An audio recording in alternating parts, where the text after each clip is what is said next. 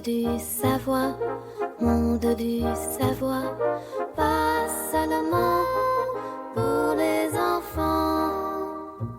Bonjour, chers explorateurs dans le parc du savoir.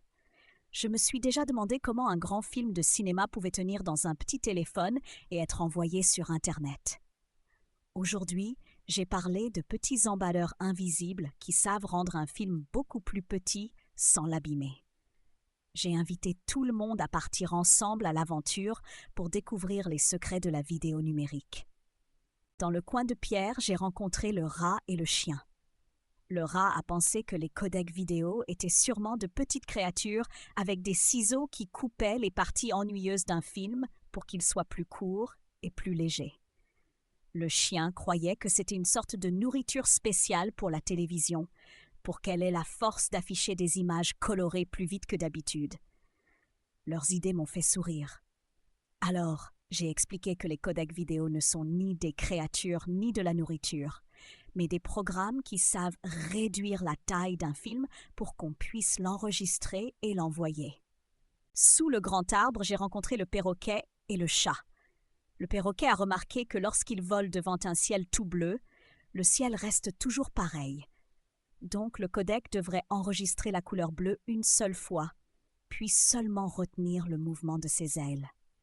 Le chat a ajouté que lorsqu'il dort sur le canapé et ne bouge que la queue, un codec intelligent ne devrait pas enregistrer tout le canapé à chaque image, mais se concentrer seulement sur la queue qui bouge.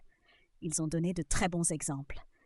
Les codecs vidéo fonctionnent justement ainsi. Ils économisent de la place en mémorisant seulement ce qui change à l'écran et en ignorant ce qui ne bouge pas. Dans la clairière fleurie, j'ai rencontré le cochon d'Inde et la grenouille. J'ai demandé ce qu'ils savaient sur les codecs vidéo. Le cochon d'Inde a répondu que le mot codec vient de coder et décoder, ce qui veut dire qu'un programme emballe le film dans un petit paquet et qu'un autre, dans notre téléphone, le déplie pour qu'on puisse le regarder. La grenouille a ajouté qu'il existe différents types de codecs. Les plus récents savent compresser un film très fort pour économiser de l'Internet, mais le téléphone doit alors travailler davantage quand on regarde, ce qui utilise la batterie plus vite.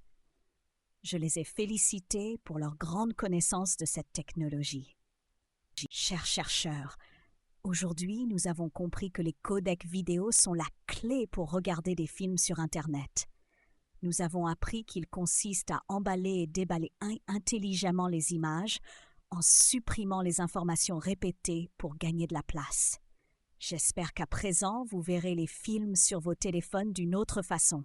À bientôt pour d'autres aventures passionnantes dans le parc du savoir.